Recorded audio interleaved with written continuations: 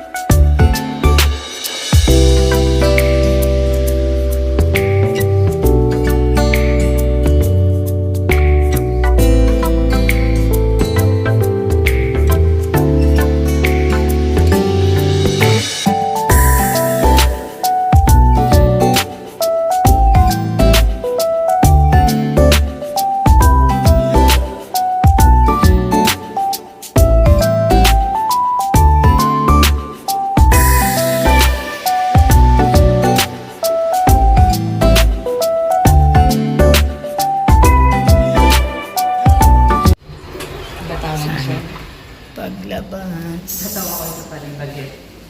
Kumain kami kahapon. Wala na yung sa site kasi may pwede ka self-service na water. Wala na rin. Wala. May kapag Korea Market. So, ayun, Korea Mart. Yan yung pinaka landmark. Tapos yan, yung dong, ano na yan, shopping street, ganyan. Tayo. Pero dyan meron din dyan labas. Papunta ng train at saka ng bus. H-Bop. So, ito. Ayan.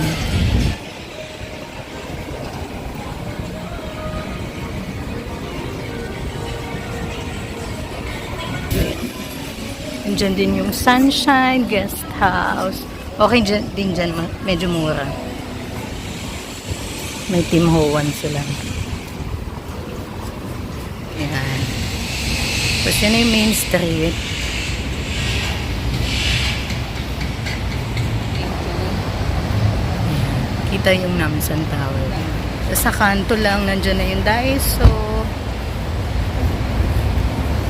Diyan naman yung bus going to airport. May Music Korea pag mahilig sa mga K-pop. Pwede po doon. Tapos, yan, nandyan na yung train station. May Atusang place sa pag-breakfast. May taxi bay din. Pag marami kayo, pwede kayo mag-taxi-taxi. Pag malapit lang yung pupuntahan. Tapos, maraming mga money changer naman dito.